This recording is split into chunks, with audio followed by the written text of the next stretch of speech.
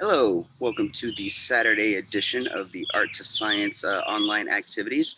I'm Dr. Mickey and I'm going to be leading the activity today. So you're going to need a few things.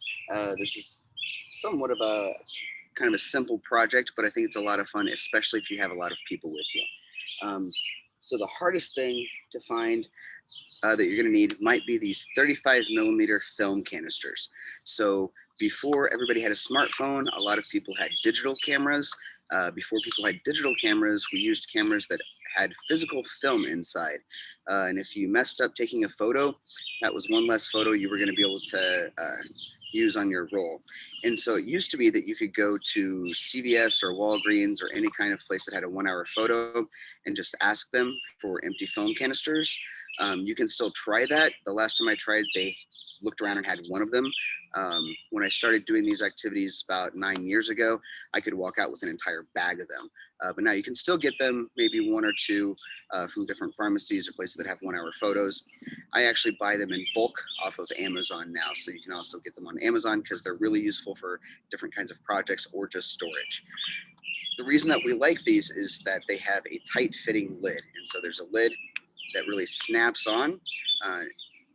Not entirely airtight, but it snaps on really well. And so that's the feature of this that we want. You're also going to need paint powder. So I have a few different colors here. This is tempera paint powder, so it's washable. I encourage you to use washable paint because we are going to get messy. Along those lines, you also want to wear clothing that it's okay if you get some paint on it, so that it is washable, but even with washable things, there might be some staining. So be sure that your clothes aren't your best Sunday clothes. So I've got a few different film canisters because I'm going to be using one for different colors. The other thing you're going to need is Alka Seltzer tablets. And I shouldn't have opened mine so soon. It's really humid. I'm actually hoping I don't get rained on today. So mine's already starting to dissolve a little bit, but you need Alka Seltzer tablets. And I'll show you why. Of course, you need water.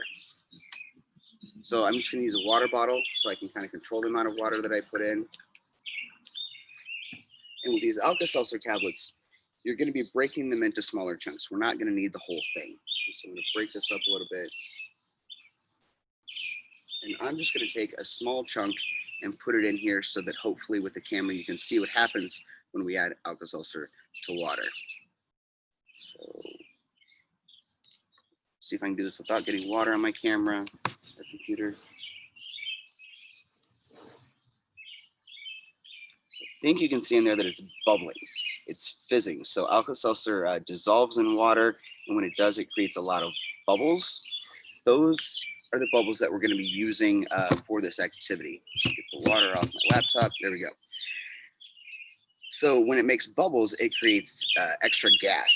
And if I had this cap on here, it would be building up pressure inside because as it's making gas, if it's open, the gas can just escape into the air. But if I close it, the gas is going to fill up this volume, but that's not going to stop the gas from being created. It's going to keep being created. And eventually the pressure inside is going to be so great that this cap can't stay on any longer. And when the cap can't stay on any longer, that's when we're going to have fun with it. So we're going to be making some paint in here with the paint powder. You might wonder how much water to use and how much paint powder to use, and that actually depends upon different factors. This is the part where you could actually turn this little art project into a science experiment if you wanted to. So the amount of water you use is going to determine how much paint you make. And so we don't want to make a whole lot of paint for each one, so I'm going to pour some of this water out. I'm going to start with yellow. If you're using the same film canister, you always want to start with the lightest color and then go darker. The amount of paint you put in depends on how thick you want your paint to be in the end. So if you want a really runny paint, you don't want to use that much powder. If you want a really thick paint, you want to use a lot of powder. Of course, at the extremes, if I don't use any paint powder, I have water. And if I don't use any water, I just have powder. So we definitely need to mix them. I'm just going to tap some in here. And you can do this in iterations. So when you're making the paint, you're going to put water and powder in, cap it, shake it up, and then look at the consistency. Mine is still really runny. And the consistency that you want is also going to depend on the type of paper that you're using. So if you're using a really thick paper that's going to hold water on top of it, you want a thicker paint. If you're using maybe a type of paper that's really absorbent, you can have it be a little bit more runny. And so I'm just going to keep adding some paint powder here until I'm satisfied with the consistency. If you want to test it out, you could always take a paintbrush and dip it in there and see how thick the paint is on your canvas. That would be a good test to see if you're happy with it. I've done this a few times with different groups of kids.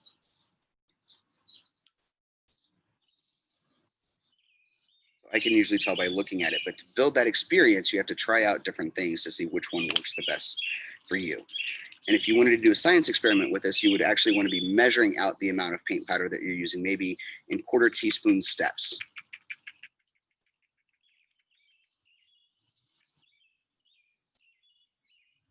I'm almost satisfied. I'm going to put a little bit more in just because I want mine to be thicker.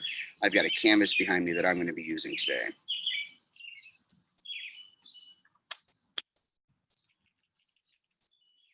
Shake it up, make sure it's all dissolved.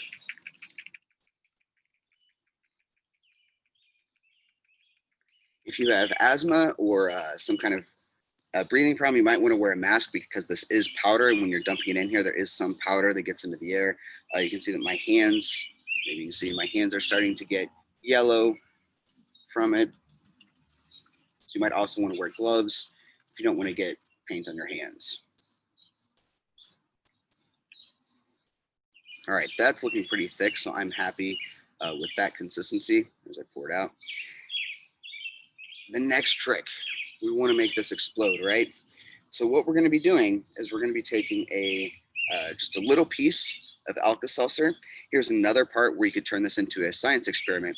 If I were to put this whole chunk of Alka Seltzer in there, there's not enough water to dissolve it all. And so after it runs through its course, there's going to be a lot of this left over. So you might want to figure out the optimum amount of Alka Seltzer to use. The best way to measure this would be on a scale in grams. It's going to be kind of hard to measure the area of that. So if you measure the weight of it, if you use too little Alka Seltzer, you won't build up enough gas for it to actually pop the top. So you need enough that it pops the top, but you don't want so much that there's stuff left over. So I'll actually start with a slightly bigger chunk. And I've learned through experience that a good amount is somewhat less than what you can fit in the cap. So here I'm going to kind of fill the cap just to make sure that it goes off without a hitch. But you don't need more than what fills the cap, and you want to at least fill half the cap. So what I'm going to do is I'm going to cap this and I'm going to shake it. As soon as I cap it, as soon as I cap it, the Alka Seltzer is going to fall down into the bottom and it's going to start building gas. I shake it to kind of speed that process up. The more surface area you have on your Alka Seltzer, the faster it's going to dissolve and build that gas. And then I'm going to turn this over on my canvas. I want to do that process really quick. And if you're doing this with a group, what you want to do is you want to practice this ahead of time. Before you have Alka Seltzer in your cap, you want to practice everybody capping it, shaking it, and flipping it upside down. So I'm going to take this one to show you what I mean. So here's an empty one. So if you've got a group, you want to practice kind of on the count of 3, cap it, shake it, set it upside down on your painting, and then you need to step away. You need to back up about 5 feet, especially if you're wearing clothes that you want to keep dry. All right, so let's go ahead and do this.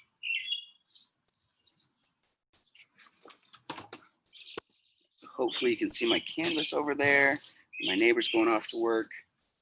All right, so I'm going to cap it, shake it, and set it upside down.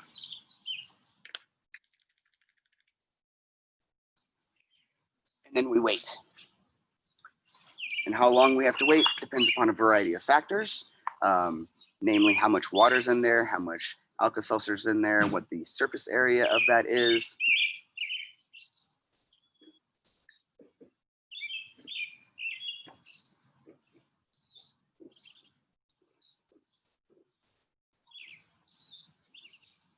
You might think that if you add more Alka Seltzer, it will go faster. That would be a really good thing to test out. You might think if you have more or less water, it will go faster. That would be another interesting thing to test out.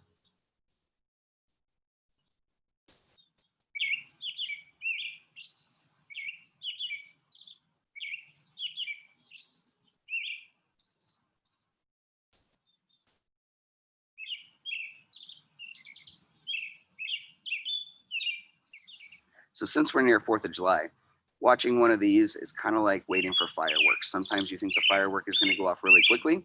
Sometimes you wonder if it's a dud and maybe it's not going to go off, but we don't want to step up to it until we're actually sure. So I'm going to go ahead and start another one just in case leaving the Alka Seltzer out in the humidity is removing some of its ability to make gas.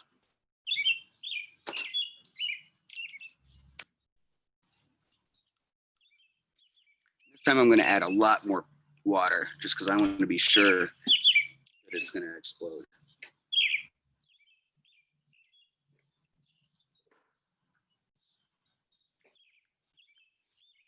Green paint. Oh, there it went. And I probably should have been watching because it actually landed right in front of me.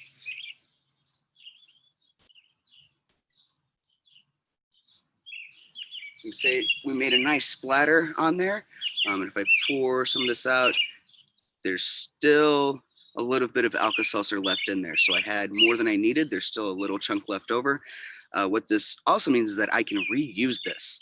I can just add a little bit more and reuse that canister again. Now I'm going to add some green. So I got green going.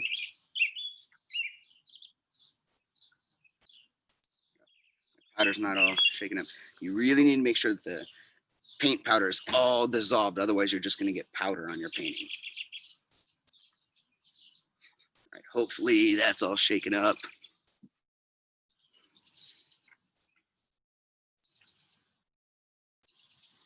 All right, so this time I'm going to put a smaller chunk in there and see if this also works. And while we're waiting on this one, I'm going to go ahead and start another color. So cap it, shake it up. I'm going to set it there. So that time I put a lot of paint in. Some things, if you're doing an experiment, you might want to measure are how long does it take after you set it down to pop? That one went really quickly. It also didn't go very high. So the first one went really high and this one didn't.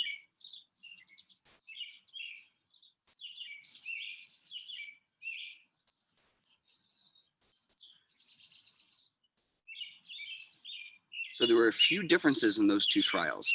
One, I used more water. The other one, I used more Alka Seltzer. So here I'm going to go back to a little bit less water.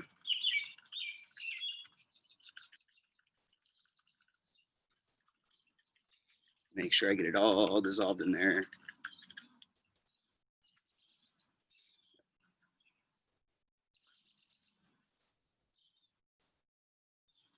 Oops. All right, so I've got a medium amount of water. I'm going to put a fairly large chunk of the Alka Seltzer in the tab, and we'll see what happens with the blue. I like to see how high I can get it to go.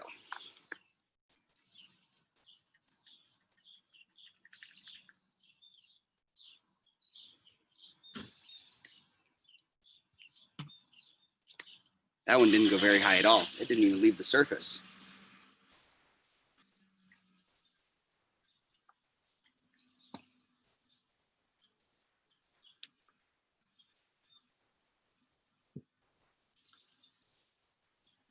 So it seems like the first time we didn't use very much water and it went the highest. So let's try using just a little bit of water again.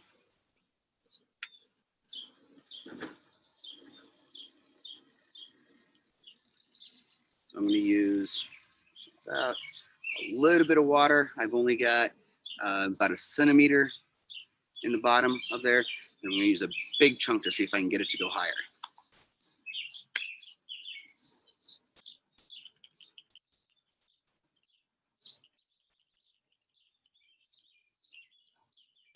Oh, so there you noticed I shook it too long and it exploded right in my hand. It's a nice pop too. I think that one would have gone high.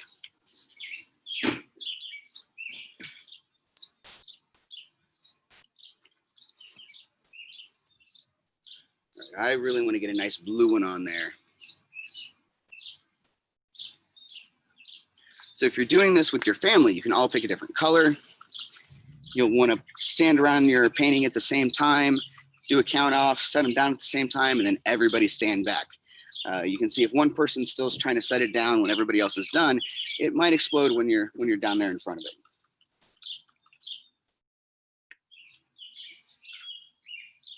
All right, and I had some leftover Alka Seltzer that wasn't used in the first one, so I'm going to reuse that. Maybe add a little bit more. All right, let's see if we can get this one to go pretty high.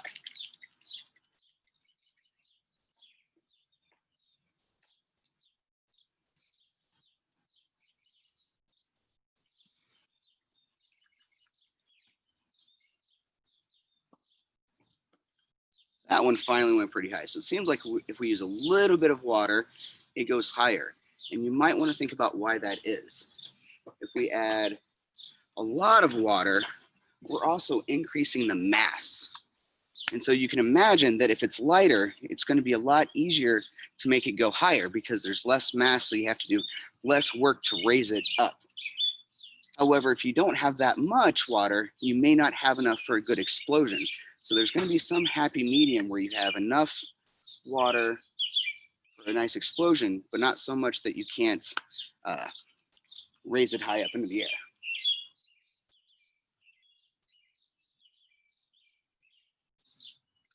So on the yellow one, I was reusing the Alka Seltzer from the first experiment that we did. So I still need orange.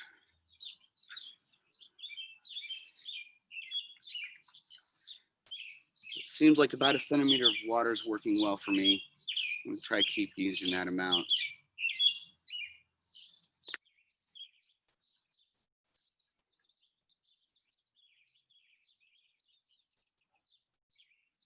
Of course, the thickness of your paint also matters. The more paint powder you add, the more mass it has, the less high it will go.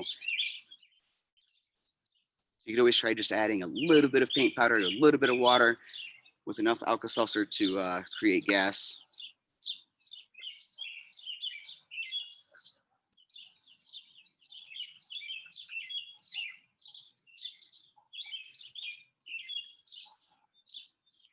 So another important thing when you're doing experiments and you're trying to compare different variables is that you want to keep everything else the same.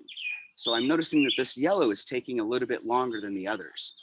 Although all these film canisters are made the same, they're not all identical. There's little tolerances in the factory building, and so some of them might have a tighter seal than others. If it has a tighter seal, it's going to take it longer to explode. And so when we want to do rigorous testing, we want to maybe try to use a variety of these or use the same one for each. So you either want to use a bunch of different ones to see kind of the average time to make sure that the canister doesn't have an effect, or you want to use the same canister for every trial. In this case, every time we explode, it's actually going to loosen that seal a little bit as well. And so if we were to use the same canister for 2 days, at some point it may not work anymore because you're just not going to get a nice seal on there.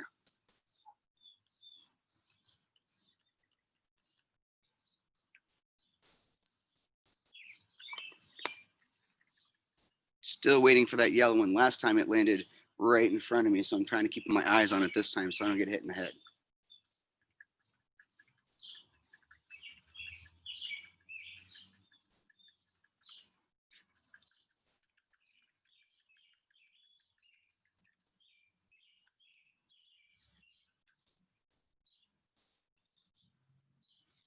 You can also see it's maybe starting to leak around the edges. If the seal isn't really good, it can just leak around the edges and it won't actually build up enough pressure for it to pop because the gas is just going to slowly leak out the side. And that's where we come back to the idea of firework duds, and you don't really want to go check on it until you're sure that it's not going to do anything.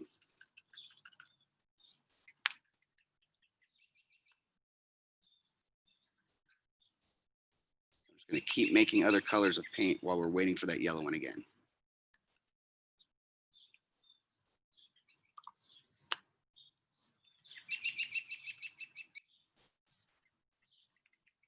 It could be that maybe there's something weird about the yellow paint that is making it take longer.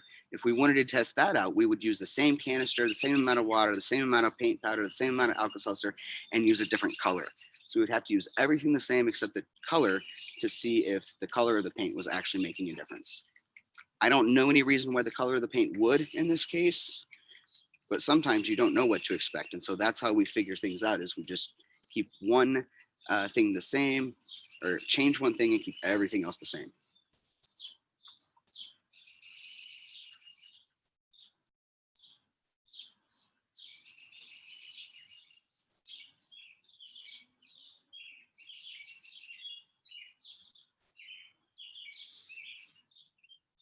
All right, I want to put 2 more colors down, but I'm kind of nervous with that yellow paint. So one thing I could do is go pick up the yellow paint in a way that points it away from me and kind of see what's going on. Or I can just wait another 10 seconds and see if anything happens. Last time it caught me by surprise.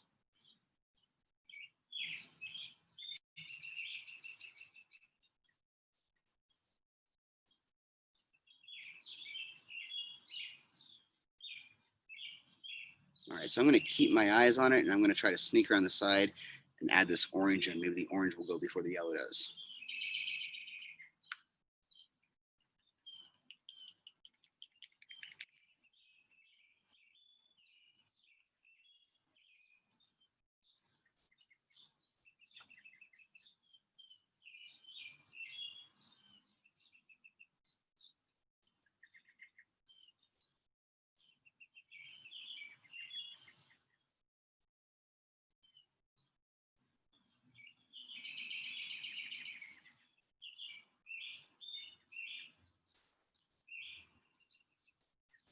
It's kind of like watching paint dry, except for waiting for the paint instead of watching it dry.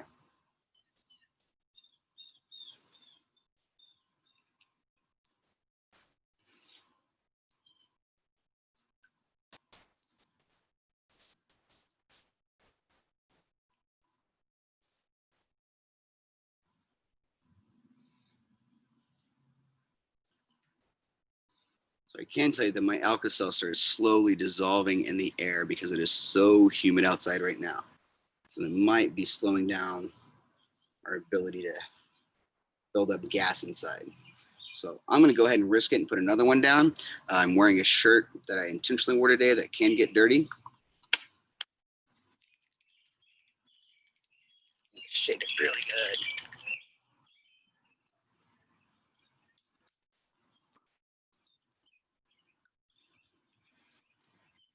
So as soon as I take my eyes off of it, the orange came over and almost landed in my hand. So the yellow one I'm starting to think is a dud because it's still been sitting there and it's still got some yellow leaking around the bottom. The purple one should be good to go. So the orange took what, maybe about a minute. I made the purple one in a similar fashion.